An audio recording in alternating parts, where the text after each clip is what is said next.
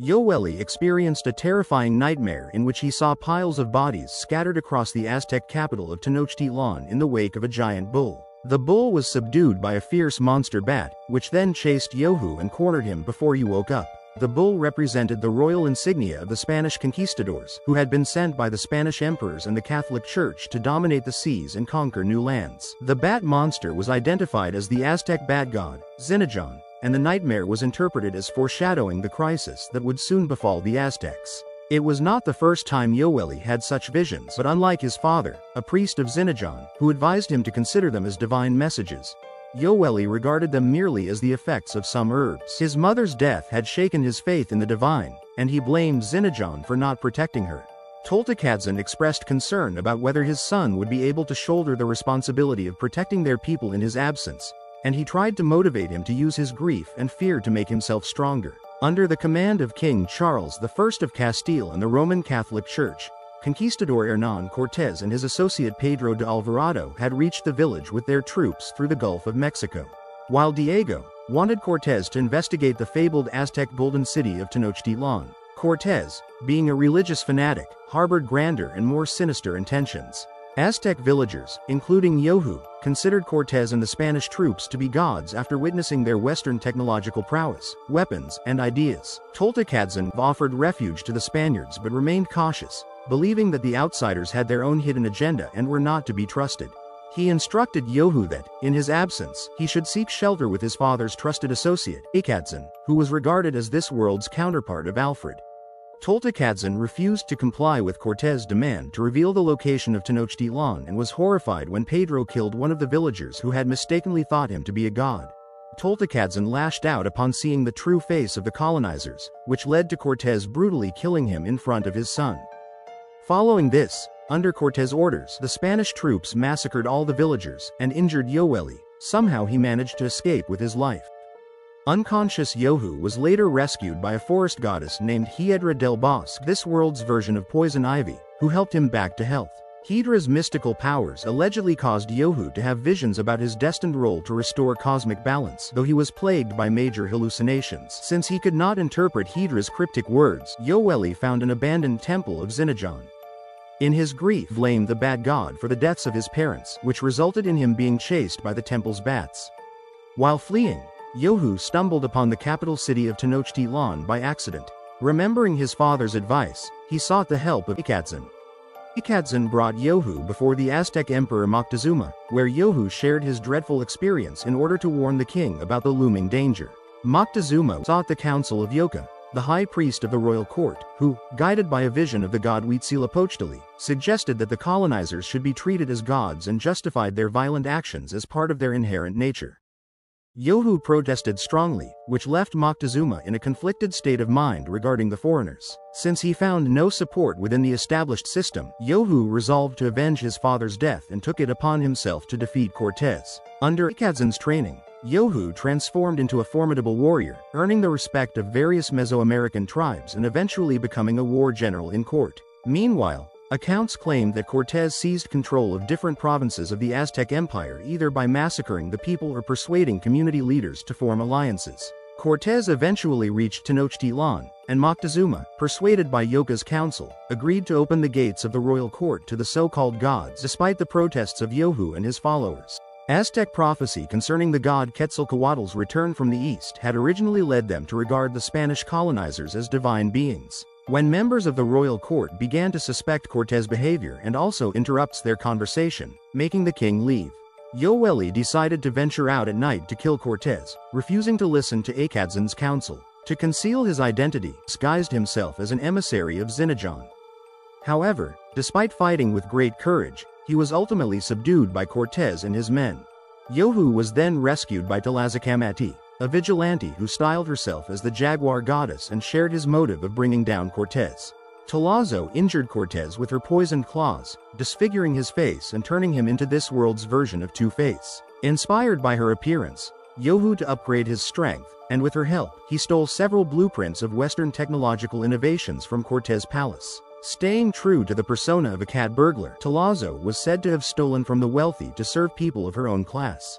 Though Yohu initially hesitated to partner with her because of her questionable moral compass, he eventually came to believe that intention mattered most, and her acts made her moral standing clear. Yohu brought Akadzan to the lost temple of Xinajan he had discovered, intending to use it as his lair, a kind of bat cave. Akadzan was taken this as a sign that Yohu was the chosen emissary of the bat god.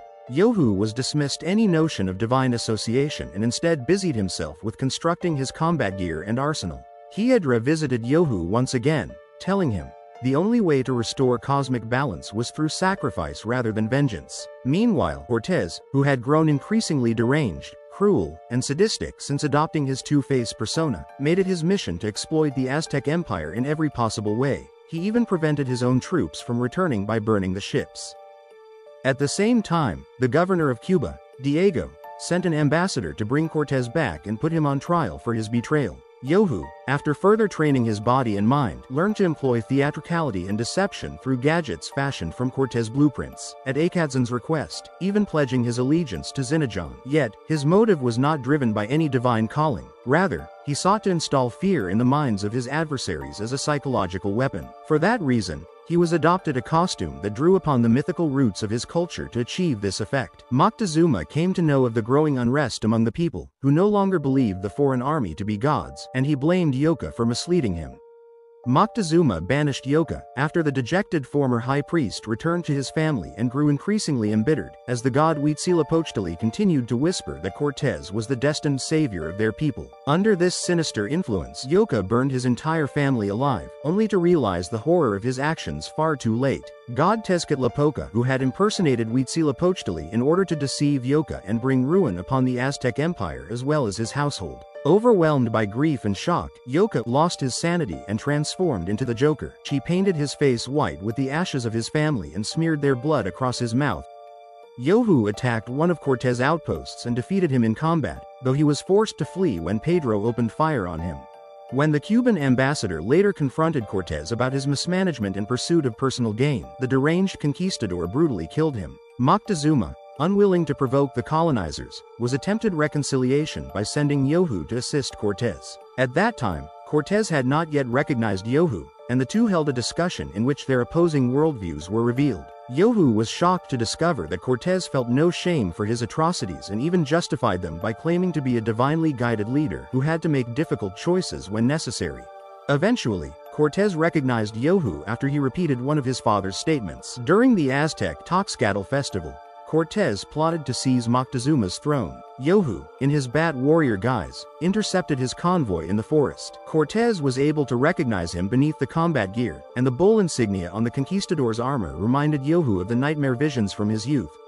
That once Yohu learned of Cortez's sinister plan, he hurried back to the capital, but by then Pedro had already carried out a massacre outside the Great Temple and taken Moctezuma captive. Yohu, strengthened by his recent experiences, began to believe in his divine role as the protector of his people. Even though having the chance to assassinate Cortez, he refrained from doing so, believing instead that the conquistador needed to face justice for his deeds. Before embarking on a dangerous mission to free Moctezuma, Yohu honored the memory of his parents. At that moment, Tlazikamati visited him in his lair, acknowledging his bravery and self-sacrifice but appearing unwilling to join him in what she saw as a suicide mission. Yohu infiltrated the royal palace and, disguising himself as the feared Xinajan, advised Moctezuma to rally his forces and rise against their oppressors, Cortez and his troops. Tragedy struck when Yoka murdered Moctezuma just as he was about to address his people. This act plunged the empire into chaos as the Aztecs turned against the Spanish forces and violent disorder erupted. In the absence of a leader to guide the Aztecs, Yohu's appearance in the guise of the bat god Xinajan inspired the people and gave them hope to rise against the colonizers. Yohu and Akadzan armed the warriors with the weapons and gear they had devised, leading them into a fierce battle against their enemies. Tlazikamati joined the fight as well, turning the tide of the conflict by using the invaders' own cannons to blow up enemy forces. However, the colonizers regained the advantage when a Spanish ship approached the capital and began bombarding the city.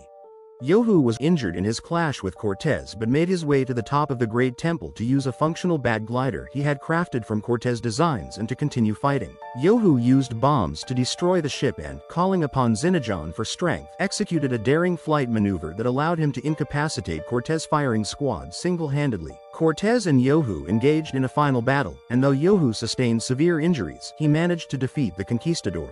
A Spanish soldier shot Yohu, which gave Cortez the opportunity to flee in the face of imminent defeat. Hiedra appeared at this moment, drowning Pedro and the remaining Spanish soldiers. As Cortez lamented his lack of divine guidance, Yoka emerged from the shadows, offering his assistance to regroup and seize control of the Aztec Empire. Injured, Yohu witnessed the comet Citlalampopaka disappear from the night sky. The Aztecs now interpreted as an auspicious sign since their capital had been freed from the foreign invaders. Bat Warrior was honored as a heroic savior. Yohu's body laid to rest in the abandoned temple of Xinajan, with totems of his parents placed upon him.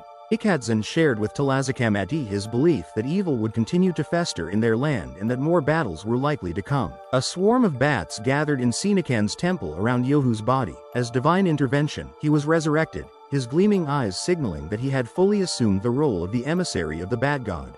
A ship landed at a Spanish outpost in a remote part of the Aztec Empire, from which a short, stout figure clad in plague doctor attire emerged.